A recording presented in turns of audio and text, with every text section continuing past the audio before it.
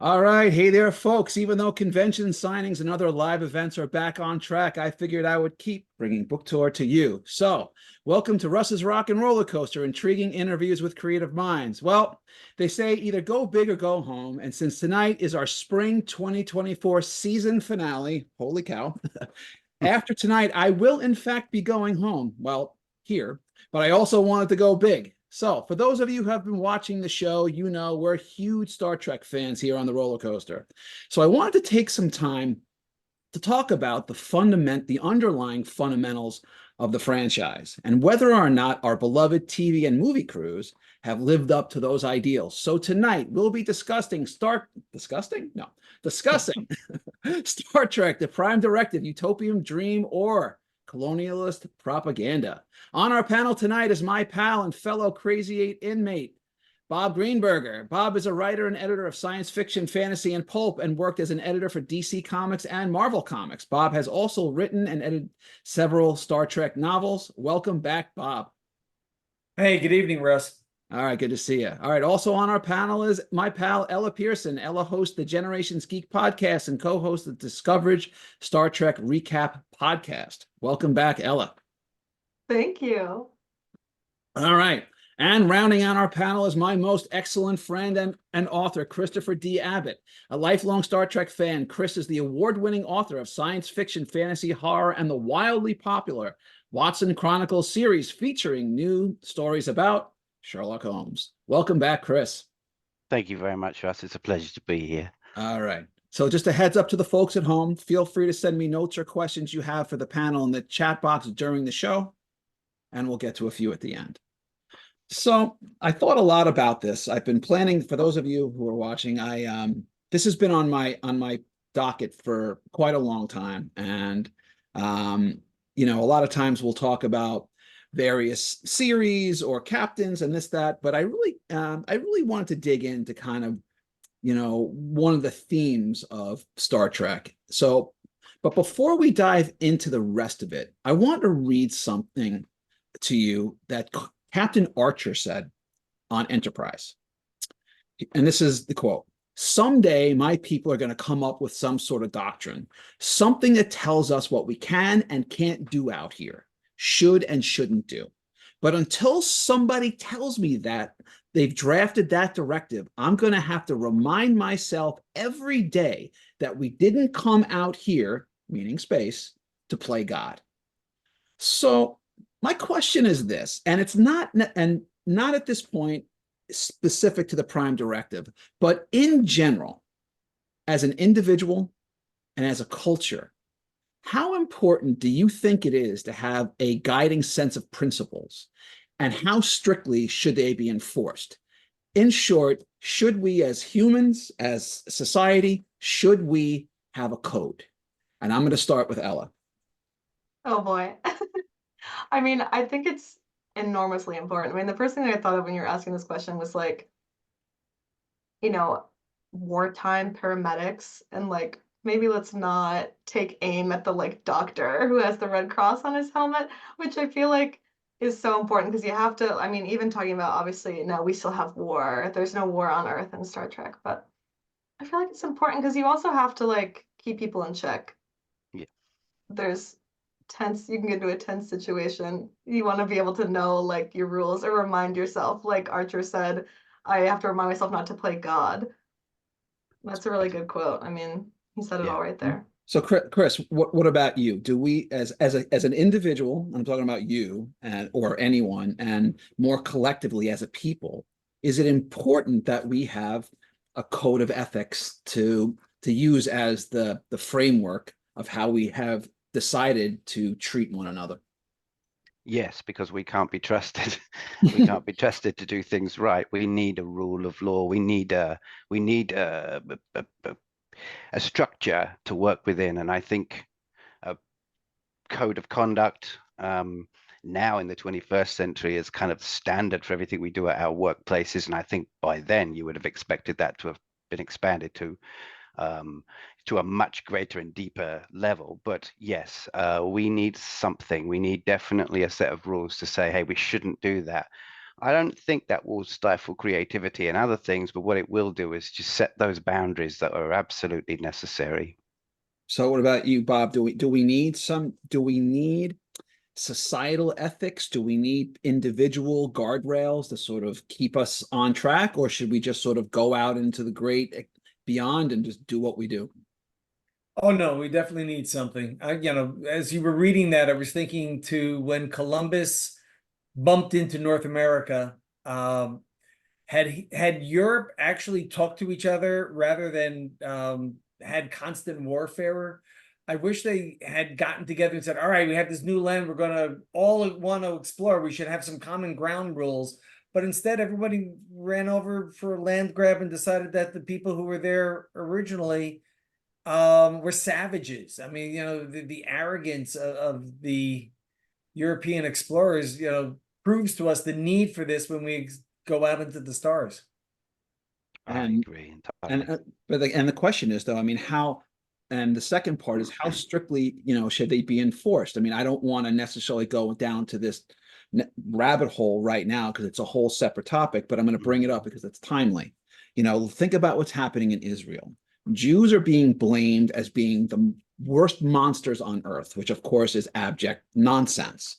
And the people are saying, give back the land, give back the land. You have no right to be here. And yet I don't hear any of those people saying to the American Indians, you know what? I'm going to give up my house today so that you can take it back. It's sort of very situational where we decide who's a villain, who's not, who's right, who's wrong. There's a sense of convenience. If something, if it affects other people, we seem to have very strong opinions about what other people should do. But when it comes to ourselves, well, I didn't mean it for everybody all the time. I just kind of mean it, for them. And when we're talking about here in the context of, rules and, they seem to be more guidelines than anything else. But let's just kind of move on from that. So when Gene Roddenberry was in the armed forces for many years, and also worked as a police officer, so he saw firsthand how we at that time, that we as American handled its idealism and its sense of entitlement to act as the world's police, and for better or for worse, and to impose our values globally. Now, the Vietnam War in particular left many people with a sense of cynicism of cynicism and corruption about our political might. In response, Roddenberry had a different thought about how we might engage with new and different cultures. As such, and as our own cultural attitudes change and evolve, my question is, should defining principles such as the Prime Directive change with the times, or should they remain fully intact as they were originally conceived? Bob. Well, the interesting thing is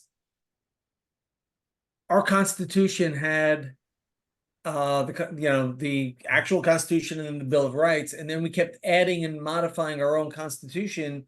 And as we're going out and exploring strange new worlds and coming upon civilizations and cultures that we couldn't conceive of, I think the rules that guide us have to bend and adjust with each new discovery.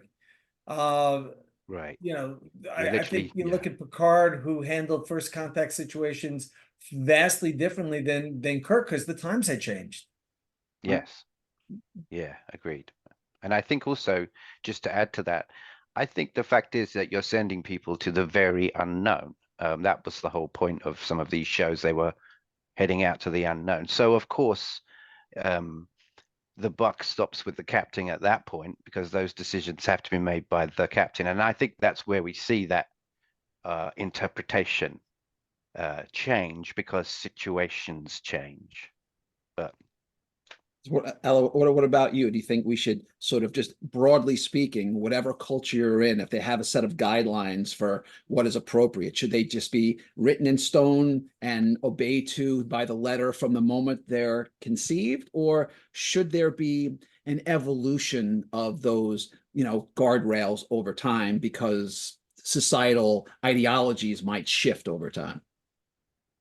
I mean, I think there has to be a certain amount of flexibility. Like Bob said, with our Constitution here in the States, it's like that was written at a time, like this country is so young, and that was written at a time that was so different, like culturally, like everything was different. And so change, I do think, needs to be made in some cases.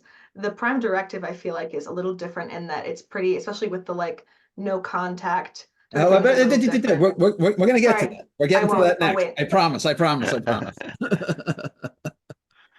All right. So wait. So it sounds like we're saying, you know, it's valuable to have a core set of principles, but they have to be somewhat elastic because at times change, attitudes change, cultures change, situations just change. And if you know, it's sort of bend but don't break. Does that sound about right? Or is even that too loose? I think it's situational. Yeah, I agree. I think you've got to have a code of conduct that sort of everybody must follow, and then you have to have some people in charge who are able to interpret it and give different orders depending on what that situation is. So I feel like the captain, the first officer, those people on the ship, especially the ones exploring space in the middle of nowhere with perhaps no contact anywhere else, they're going to make these choices for the crew. And I know that there have been situations where the ships have the captain of a ship has changed the rules based on survival of the crew. So yeah, and we're going to get, trust me, we're going to dive into this pretty deep. All right, so we've had a little warm up. So now let's talk about the Prime Directive. So here how it's defined by Starfleet. Okay, the Prime Directive, also known as Starfleet Command. I think I have feet there, but they're down here. Starfleet Command General Order Number 1 reads as such. Section 1. Starfleet, I did it again. Starfleet, yes, fleet, not feet, but fleet. Starfleet crew will obey the following with any civilization that has not achieved a commensurate level of technological and or societal development as described in Appendix 1. A, no identification or of self or mission.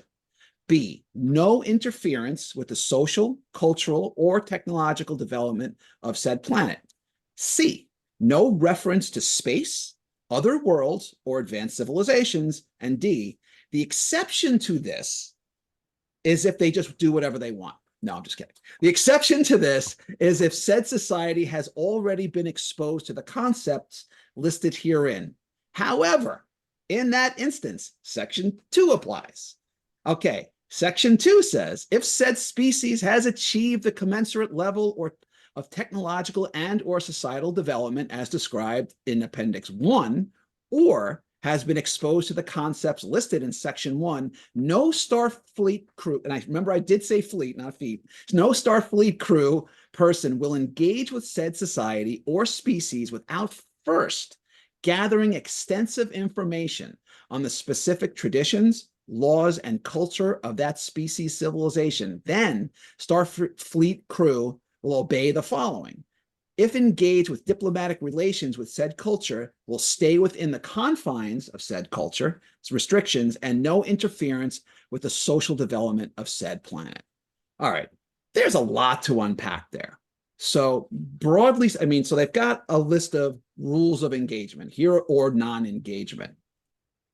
Do you think conceptually, kind of as the spine of their philosophy, are they on the right track, or have they or is the Prime Directive a little off base? Bob, let's start with you. You know, the Prime Directive, as I recall, grew out of the Vulcans' own systems and how they interacted with other people. That's why the Vulcans knew about Earth but didn't come visiting until they saw a warp signature in First Contact. So, you know, there are other cultures out there that seem to be following the same sorts of guidelines. I think they're fine for a starting point, but I'll also point out that by the, I think Janeway referenced that there are 47 suborders. So, you know, just like our Constitution, you're constantly modifying as you're meeting new worlds and seeing what's working, what's not working. And you can't just go by the book. You have to have a captain who's able to go by the spirit rather than the letter. Okay. All right. So Ella, what about you? What do you think? So there was a lot in there, and as Bob noted, there's countless subsections within that, but we would be here all day. Based on kind of the core principles of the Prime Directive, do you think that they set a solid foundation for the rules of engagement? Are they specific enough? Are they too broad? What do you think? I think when you say solid foundation, I think sections 1 and 2 are a perfect solid foundation. I think they're saying, you know, if someone they're living out their best caveman life on this planet right now, maybe don't go down there as like aliens in a spaceship and talk to them. Like, obviously, I think that's perfect because they would instantly think that you're like, what would they even do? I also like section 2 because I think the exploration of Star Trek and the like sort of like galaxy, the literal universal community, and it making first contact is also so important. But I was thinking about the first episode of Discovery, the Vulcan Hello, where they go down there and they crack the well open because everyone's like dying of thirst. I don't remember the specifics because I was watching it on a plane. But it was like, it feels like that's kind of breaking the Prime Directive because it seems like they don't really have they don't have warp speed, they're not going to space. But I think that was the right decision to go down there and essentially save a species. All right. So, All right. Chris, what about you? Do you think that that as originally conceived, that the Prime Directive, at least at the upfront part of it, did they get off to a good start? Was it on point? Is it too restrictive? Is it too loose? What are your thoughts? You're on mute, buddy. I don't know how that happened. I'm sorry. The Prime Directive has definitely over the years changed, and dramatically so. I mean, from the original series when it first appeared, you know, the general orders, and then as we've gone on, we've sort of backtracked on it. My view of it is that it's a fluid set of instructions, that when you join an organization like Starfleet and you agree to abide by its rules, this is your work code of conduct, you know. And I think as long as we are still honoring those deals where we say, yes, I will work for you, and I will follow your rules while I do it, then I think that societally, I think that's right. But I think it should be fluid. I think it should move depending on circumstances. Like when the probe attacked Earth, nobody used the Prime Directive then. Well, we're gonna talk about that. So there was an episode from the original series, season 2, the Omega Glory, and I just want to read. I want to read a little piece of it because I just rewatched it and it really struck me. I thought it was really interesting. So if you don't remember, for those who don't remember the episode, the Enterprise comes across another starship that seems to be abandoned. The crew is missing, dead, and they beam down to the planet only to realize that they've been infected with some sort of a virus or a plague or something. And if they come back up, they're going to infect everyone. It's going to kill them, and they're trapped down there. But they find the captain of the other starship, Captain Casey. And this is Kirk's narration. He says, "A star captain's most solemn oath is that he will give his life, even his entire crew, rather than violate the Prime Directive." Now, while on a planet where the inhabitants have no disease, Captain Tracy wants to take their biological advancement back to Starfleet, or whomever will pay for such incredible medical advancements, believing that the inhabitants of that planet contain the key to wiping out disease and a path to immortality. So Captain Tracy says, "We have to stay alive. Let the Yanga kill us and destroy what we have to offer, and we will have committed a crime against all humanity." I'd say that's slightly more important than the Prime Directive. And Kirk says, "I don't think we have the right or the wisdom to interfere however a planet is evolving." So, what do we think? Did Kirk have it right? Well, did that happen before or after he destroyed Val in the second season, interfering with that culture? I'm just saying that's what happened in this episode. So I'm saying, so what do you think? Well, here's the thing. You have to remember, Roddenberry loved that episode. Roddenberry wrote that original pitch as one of the 3 second pilot storylines. So he had been harboring that for nearly 2 years before it finally got filmed. And this is, his chance to be the philosophical master of what Starfleet and Kirk and company are all about, and it's to make Kirk the hero in this philosophical argument with Ron Tracy. But that works in a vacuum, but if you compare it to his actions the rest of the season, it doesn't make sense. Right. Okay, but there's different points there. So is Kirk's attitude in that scene consistent with his attitudes more broadly, but within the context of that one instance, so Captain Tracy says, listen, if we don't take this, and it turns out that his belief in what that what that virus could do to help humanity was wrong. But even if he was right, and they had the cure to all these medical advancements, he says we will have committed a crime against all humanity if we don't bring it back. And Kirk is saying, no, what they do is their business and it's not our business, and we have no right to intervene. In that context, who do you believe is accurate? Do they need to adhere to the Prime Directive and leave them be? Or do they say the Prime Directive's all well and good, but if we could save like everybody, maybe we can make it an exception this time? What do you, Ella, what do you think? It's so hard. I feel like it's a gray area because to think about it like this, it's like, well, what if somebody back home on Earth is like, they're about to make that advancement anyways themselves? Like, you don't really know that there's not like a lab somewhere that's already about to do that. Right. So, they, by the time they get it and get it back to Earth, for all we know, they're going to be like, oh yeah, but we would have had that like in like a year or 2 years or in like 2 weeks. So it's so hard. And again, I mean, that Archer quote I feel like was so good, where it's like, are you going to play God? Like, Kirk was right. Like, do we have the wisdom to decide that this is the most important thing right now? Or do we, you never know what knowledge you're lacking in a situation like that. All right, so let's take another example. This one from the next generation, where an away mission has gone sideways, and a scouting mission that was simply to observe had tech issues, and the observation team was revealed to the planet's inhabitants, and one of them was severely injured. So they beamed them back up to the Enterprise, and Dr. Crusher said to Captain Picard, because he was obviously upset, she says he'd already seen us. It was either bring him on board or let him die. And Picard says, then why didn't you let him die? And Crusher says, because we were responsible for his injuries. And he says, I'm not sure I concur with that reasoning, Doctor. So, as it pertains to the Prime Directive, whose rationale do you side with? Chris, what do you think? Well, it's good that you mentioned the TNG, because that era, they changed really the Prime Directive to more of a philosophy. I think even Patrick Stewart, Captain Picard, said that it is a philosophy.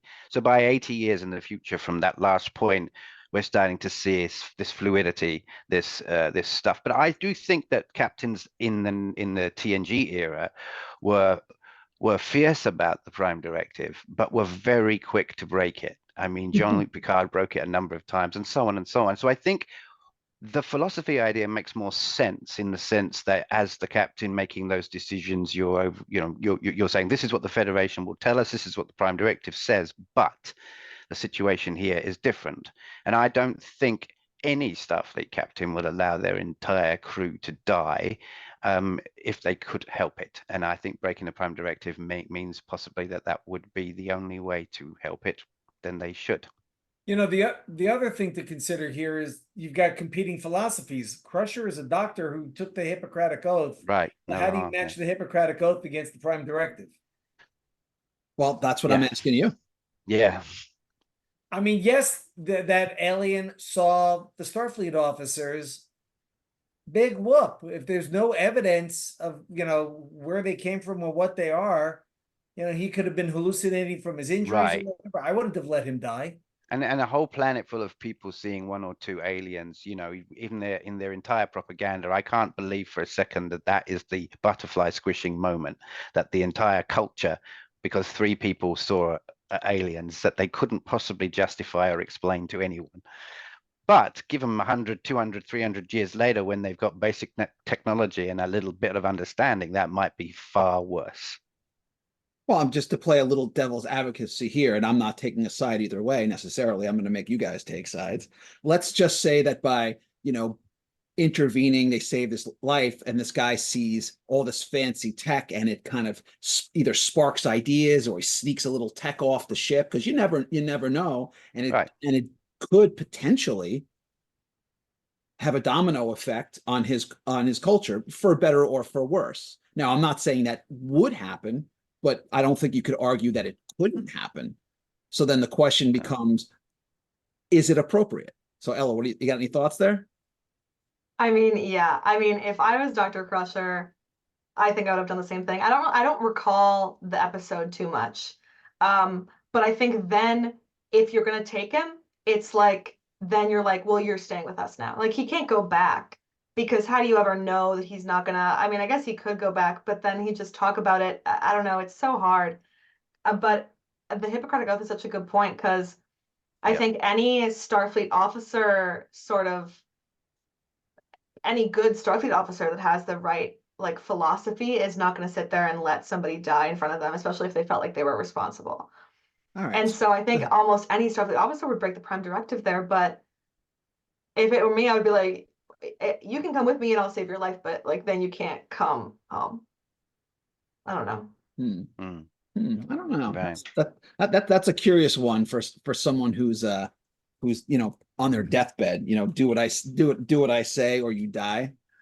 Well, I'm surprised that you guys didn't have the same feeling. It's like, well, you can come, but then the only way is that you can't go back, Right. I mean, that seems to be the only way that to fully ensure. Maybe this is kind of, as I was saying it, I was like, this is kind of a crazy take, but it feels like the only way to ensure that you're protecting his planet and his culture, And there's other, I mean, you have the same thing, the disease thing to worry about. He comes on the ship, he goes back but down. this What is- if he, what if, Yeah, that's right. Right. So, Good point. but here's an offshoot then. So let me ask you. This wasn't one of the scripted questions I had, but so let's take this out. Would you deem it appropriate? Let's say if one of the, and I haven't read every single subsection of the Prime Directive, and for all I know, it's buried in there in the fine print somewhere. But if the deal was, whether by accident or intentionality, for whatever reason, someone else from another culture has now been exposed to our technology, to our existence, our technology, that no matter what, you literally just you have to take them with you. You just have to, because there's just too much of a risk of what could happen if you don't. Is that an appropriate overarching guideline that says, sorry, and it might not be their fault, but if they know about us, that's it, game over. You're just taking them with us, and that's all there is to it. We have to.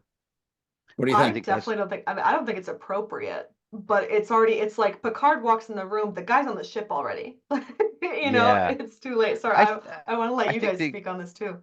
I think the exposure to the technology thing is a very good point, provided, of course, that it is some form of technology that these people could unpick and look at. But that's not to say they couldn't in the future if it will exist for 100 years or whatever. So I think that is a very good point. If you had a person who had been exposed so much to your technology and everything else, and by putting them back there, it could cause a catastrophic condition, because that person might try and take technology back and harm themselves, then I think that's where the Prime Directive is a philosophy, where the captain has to decide that, right, the philosophical debate on there, because you take that person, you're kidnapping them. Yep. That's But not right. this, I mean, he's injured, he's being brought aboard to be healed.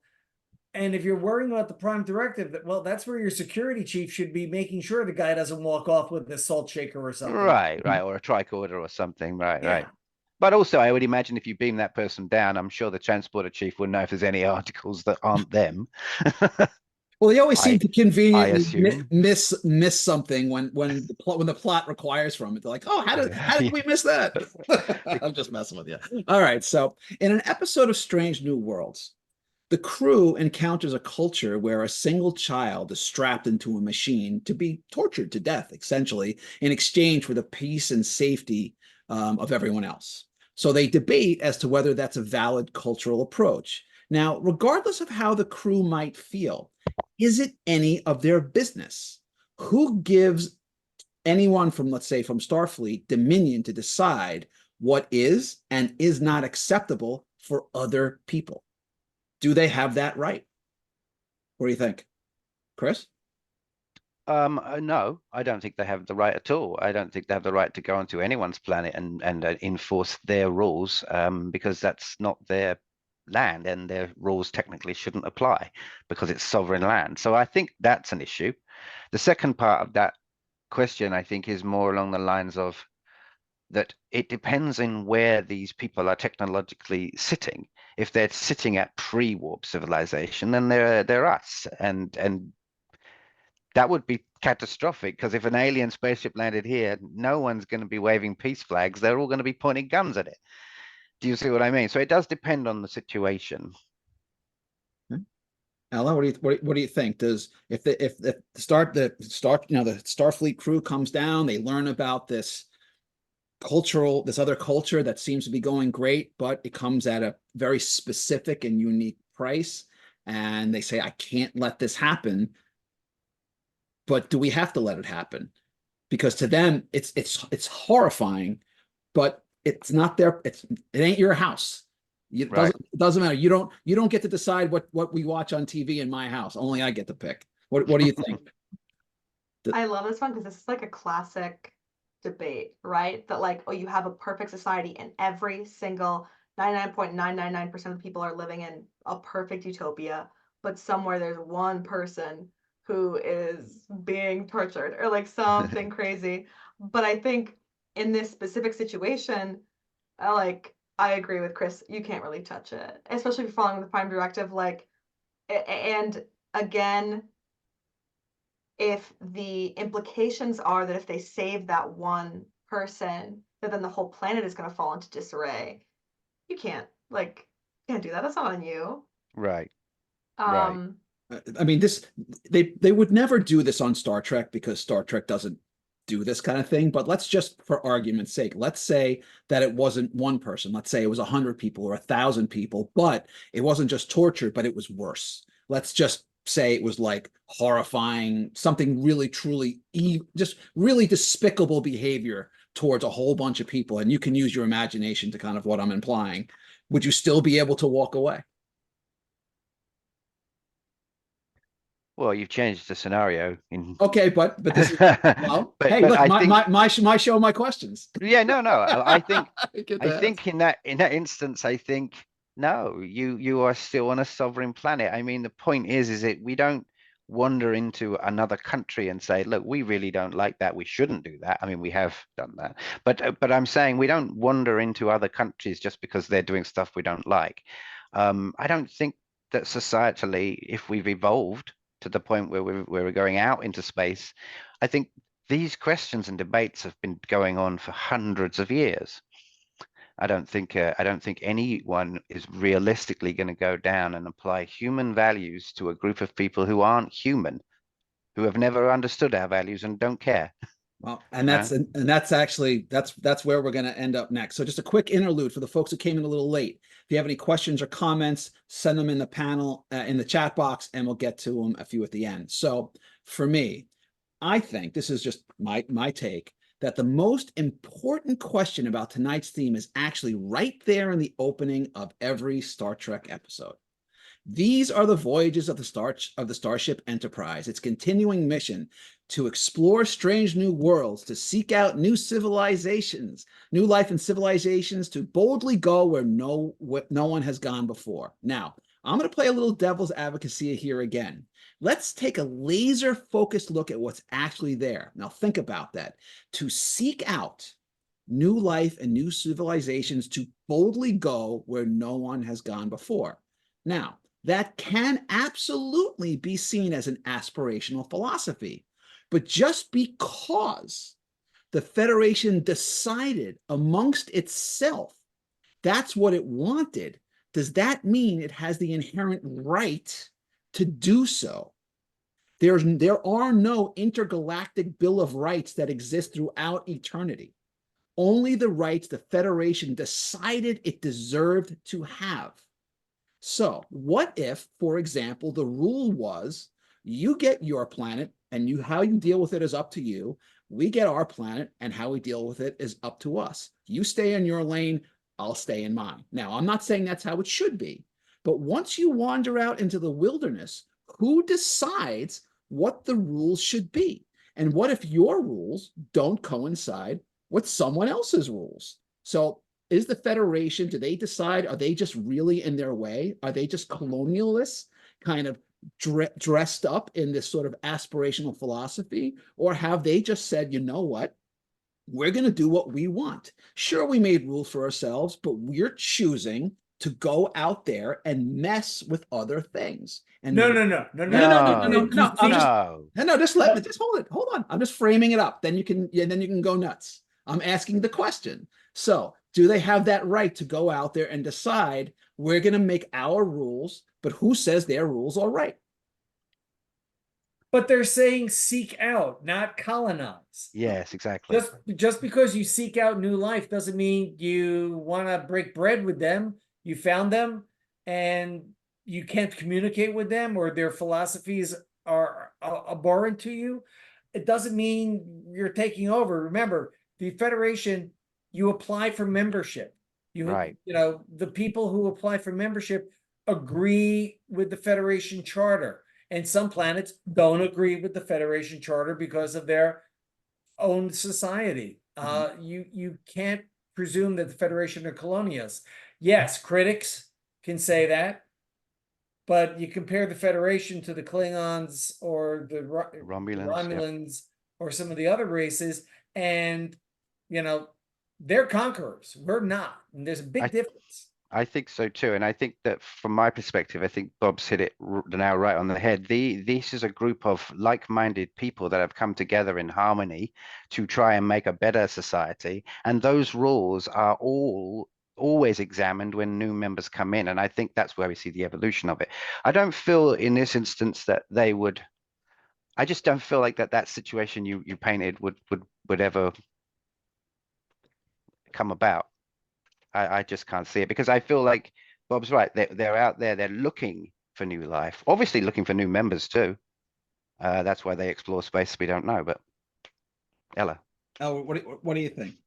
I mean, I think it's always important to keep colonialism in mind, like when sort of absorbing media like this.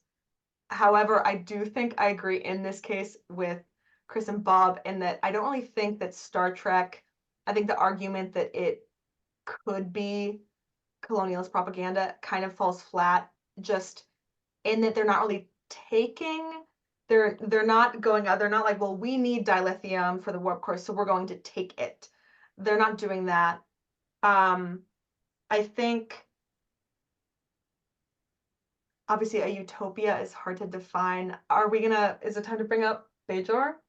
Or are you saving that for later? No, go ahead. I feel like with Cardassia and Bajor, obviously there came the perfect time for the Federation to intervene. And I think obviously that was in that specific case where the philosophy and whatever you want to call it of another planet, Cardassia, was sort of leaving their planet, and they were colonizing Bajor and like leaving what was their space and going out. Like they would have done that to Bajor, and they would have done that to plenty of other planets if the Federation had just been like, well, that's what they believe in, so we can't really touch that. Yeah, and I don't know. I don't remember the timeline. Sorry, Chris, go ahead. I was going to say that Starfleet and the Cardassia also fought a war because of their brutal ways and the way they tried to infiltrate. So I think It's a peaceful organization that encourages members to join, and those members then get a say in how it's run. But yeah, the Klingons, the Cardassians, the Romulans, these are conquering empires. And I think that's the word we're saying. A federation of people sounds very light and fluffy and nice, but an empire sounds really tyrannical. Yeah. Oh, look, just to be clear, broadly speaking, and I agree with you guys. I was just kind of framing it up. But also, since you brought up the Dominion War, let's also not forget Starfleet did some pretty gnarly things as well. They messed with a whole race of people with, they messed with their DNA, which came back to haunt them for generations. They weren't all this, Starfleet ain't all peaches and cream here. No, They it's not. they make some decisions that you could argue not just violate the spirit of the Prime Directive, but the letter of the law, and they impose their will for their own political and military machinations. So they're not, well, broadly speaking, I agree that they're well intentioned. They don't always do the right thing. Well, no, I mean, take a look at the planets that were affected by the Federation Cardassian treaty that led to Bajor and the founding of the Maquis. Whole worlds were suddenly handed over to a hostile government without their Overnight, say. Yeah. So, all right. Well, that was. But I think. Oh, go ahead. Go ahead. I was just going to say, I think that was a great part of the influence of Deep Space Nine, because it opened up this world where we don't get to see the fresh ship with the beautiful corridors and all that. People are living in this wonderful place. Suddenly they're in a space station with people who don't really want them there because they've just got rid of one load of oppressors. And who are you? And I feel like we got that. But I also feel like they did a good job by making those situations about trying to help them, but also balancing that cultural, but Bajoran culture with the Prime Directive. That's a good. I'm glad you brought that up, Bella. That was a really good. All right. Well, that was great. But now it's a time on a special segment on the show where we spin the wheel. On the wheel are 7 possible categories, which I created specifically for this panel. Wherever it lands is what you get. And the categories are Directive Council, Rock, Paper, Scissors, Lizard, Spock, Timey-wimey, Ends Justifies the Beans, There Be Whales, Not My Prime, and Quark 'em Up. All right, Bob, you're up first. You ready? Ready. All right, what do we got for you? Okay, and you got Quark 'em Up. All right, what kind of madness did I come up with this time? Who knows? Okay, so Starfleet encounters an alien world at a critical juncture. They're struggling to find a global identity to the point where it's make or break for them. They will either find a way to come together and take themselves more successfully into the future, or they will destroy themselves. They have mixed feelings about Starfleet's ideals, simply unable to agree on whether those ideals are what's best for them. It has been agreed by Starfleet that they will either walk away and let that planet fend for itself, or send Quark as an advisor. You personally, Bob, have to make the decision. Should they walk away or Quark 'em up? Oh, wow. Wow. I mean, my first thought is Quark would go there and, pocket what he could and broker the best possible deal for Quark, not the Federation. So I'd walk away. Okay, you're walking away. All right. You're gonna let them roll the dice. Fair enough. All right, Ellie, you're up next. You ready? Yeah. All right, what do we got for you? Round and round, who knows? And you've got There Be Whales. Okay. I knew I had to get this one in here somewhere. Okay, what do we got for It was you? meant for me. In Star Trek IV, The Voyage Home, the Enterprise crew transported humpback whales into the future. Based on the Prime Directive, did they have the right to transport these whales without their permission, even though it was for Earth's own future? Okay. Because in Star Trek 4, I feel like the whales are they're self-aware because Spock talks to them. So I'm gonna say no, because in Star Trek 4, I feel like in the Star Trek universe now, whales are not just like an animal, because he literally has conversations with them. So I feel like technically no, but All right, But we need see, some so whales. just for the record, this was recorded. Ella just said that Starfleet should have let the entire future go straight to hell. That was your I mean, answer. if we're looking at the Prime Directive, let's be real. If I'm looking at it's sections 1 and 2, I read them on Memory Alpha today. It's Well, giving no. yeah, but the planet was being destroyed, so Actually, look, no, But that is bending. We talked about Oh, this before. yeah. That's bending. We're bending the Prime Directive in extreme circumstances. exactly. Is there a subsection that's like, if Earth is about to be destroyed, then you can do whatever you want? Like Then that you would can be go back in great. time and get a couple of whales. And get the whales. But like, I All right. mean, I feel like technically no. If I'm going by the Prime Directive, I all mean it's right. no. So no kidnapping whales. Bad. All right, Chris, you're up. You're up next. All right, what do we got for you? And you got round and round and round. Not my prime. Good Lord, what the heck is this? All right, what did I do here? Okay. Starfleet encounters a strange and seemingly hostile race with warp capabilities and a formidable armada. They refuse to join Starfleet, rejecting the Prime Directive. Does that mean this alien race is simply wrong, or do they have their own right to engage with other cultures as they fit, whether it adheres to the Prime Directive or not? Well, I mean, if they're not in the Federation, then the Prime Directive doesn't affect them in any way other than how it affects them directly by people. So no, I don't think I think if they have their own space with their own armada or their own system, then that's theirs. And if they decide to go out and contact Federation planets, as long as they don't do anything aggressive, I think the Federation's kind of going to be cool with that. But or they're not. But I don't feel like, I don't feel like the Federation. I mean, let's be honest, the Starfleet arm of the Federation is the the military kind of explorational side.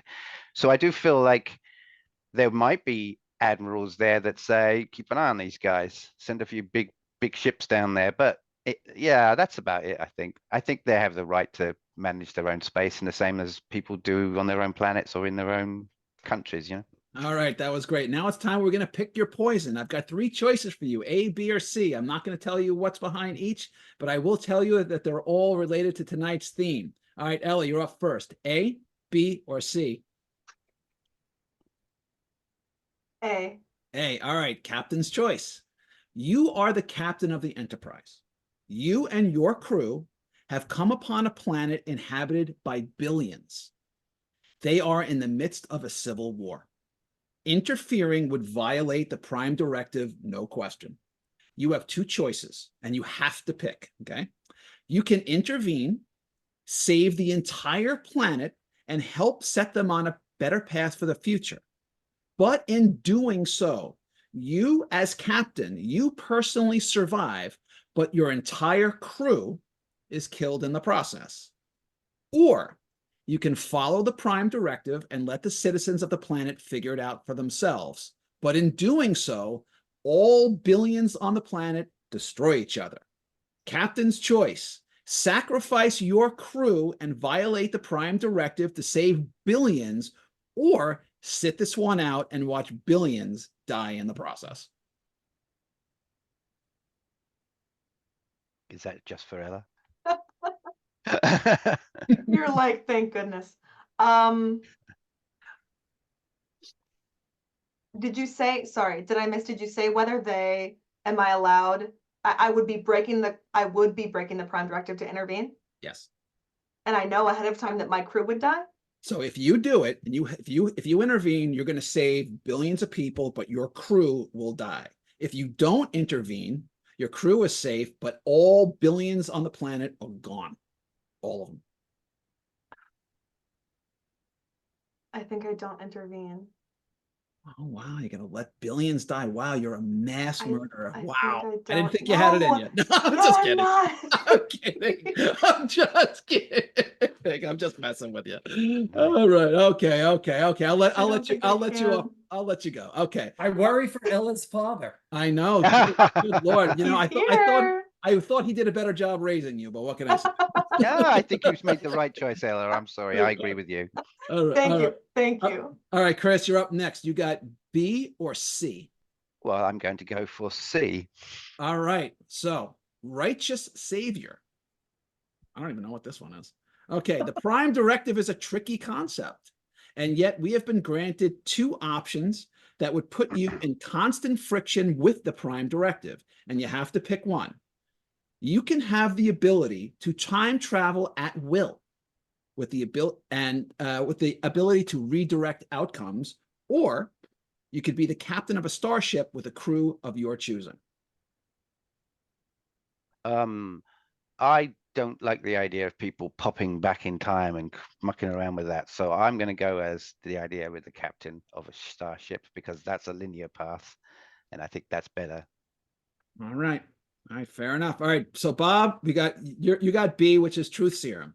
I'm going to give you 10 Prime Directive related questions. You ready?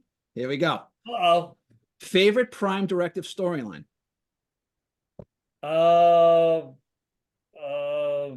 Private Little War. Okay. Among all the Star Trek captains, who do you think best embodies the spirit of honoring the Prime Directive? Picard. Starfleet has tossed out the Prime Directive. They're going with one of two new philosophies. If you can't beat them, join them, or later, dude, not my problem. Later, dude, not my problem. Okay. The Prime Directive has been tossed out. Starfleet will now follow the guidelines of another culture. Klingon, Bajoran, or the shape-shifting founders? Jordan. All right. Which two Star Trek characters would you rather see in a Prime Directive debate? Worf and Stamets, or Georgiou and Janeway? Oh, Georgiou and Janeway. That would be fun. Yeah. Okay. Which other two Star Trek characters would you rather see in a Prime Directive debate? Oh, you know what? I messed this one up. Well, I'm going to duplicate a little bit. Worf and Stamets, and Georgiou and Picard. I would go with Stamets and Worf, only because they would have such interesting philosophies to go back and forth. Okay, fair enough. All right, I did screw up that question a little bit, but bad on me. Oh well. Would you rather be tasked with writing up a new and revised Prime Directive, or let someone else figure it out? Poke my eyes out before I tried writing one of those. All right, you have made the decision to violate the Prime Directive and grant a struggling civilization one piece of Star Trek tech to help them advance. What's that tech? The matter replicator. Okay, Star Trek character least likely to violate the Prime Directive. That's a good one. A lot of characters to pick from. Uhura. Oh, interesting. Okay, Star Trek character most likely to violate the Prime Directive. Other than Kirk? Kirk.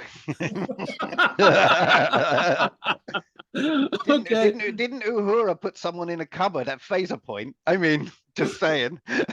All right. We'll take some questions from the audience if we have any. Let's see if there's anything here in the chat box. I don't see any questions. All right. So I'll go up real quick and I'll go back to the wheel because I did want to pick this one up because I know, Bob, you got a big laugh at it. So I'm gonna give it to you just for the hell of it.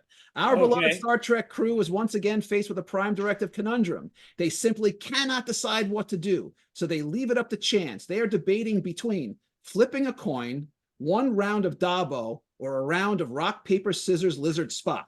Which system would serve as the tiebreaker? You know, that's a trick question because we've never learned the rules of Dabo. Now, flipping a coin is too binary.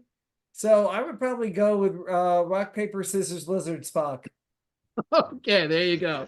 All right, guys, we're almost out of time. So I'm going to share my screen and we've got some good things for you to check out. So just bear with me for a second and we'll get this rolling. All right, here we go. Share the screen and boom. Okie dokie.